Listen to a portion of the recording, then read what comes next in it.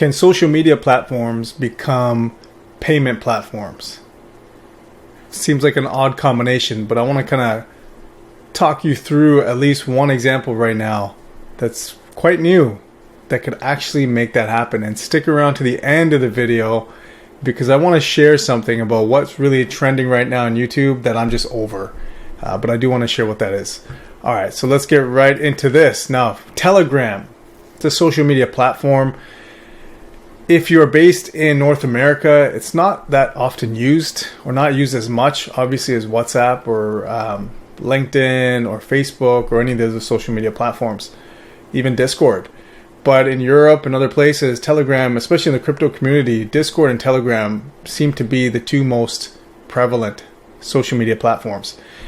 And so, quite surprisingly, Telegram comes out and says that, look, because of everything that's happened with FTX, centralized exchange that's collapsed and has caused so much harm and complete fraud, that we're going to step in and we're going to create a decentralized exchange, meaning there is no, one individual or group of people that are controlling it. These are based on smart contracts. There's no human touch points, at least outside of the code. Okay. And so this is by their founder and the CEO, Pavel Durov. He says he wants to steer the crypto back towards trustless models. And so he goes on to say that, look, this article goes on to say that, crypto exchange FTX has shaken the faith in the industry's centralized players. Telegram is stepping up to build trustless and decentralized alternatives. Okay, and they're going to build non-custodial wallets, meaning the wallets are not going to hold your assets; they're still yours, and the exchanges themselves aren't going to have anyone behind the scenes. Okay, and then he goes on to say that he, being the CEO, that this way we can fix the wrongs caused by the excessive centralization, which let down hundreds of thousands of cryptocurrency users. But here's one of the things that I want to say. And it goes on about FTX and all that kind of stuff. But Charles Hoskinson, who is a CEO and founder of, or the Cardano founder at least, came out and made a statement here. And this is a very important statement that I want everyone to understand because this is true. He goes on to say the failures we're having aren't failures of protocols, aren't failures of DeFi. They are failures of trust. They are failures of regulation. They are failures of people. And that really needs to be highlighted because everyone right now is jumping on this whole FTX and saying it's a crypto issue. It's anything you mention, whether it's DeFi, if you say Bitcoin, if you say anything like that, automatically it's a scam just because FTX happened.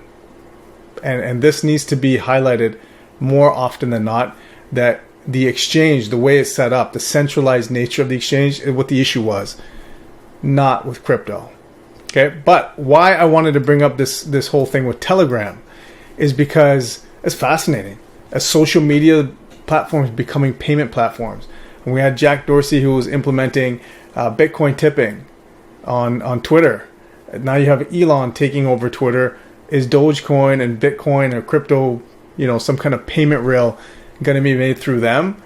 Fascinating for me.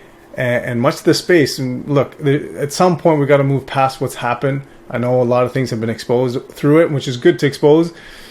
But now, look, I just want to kind of find things that are positive that we need to focus on going forward. So keep an eye on this. Keep an eye on Telegram. Keep an eye on other social media platforms. The thing is, the social media platforms are centralized.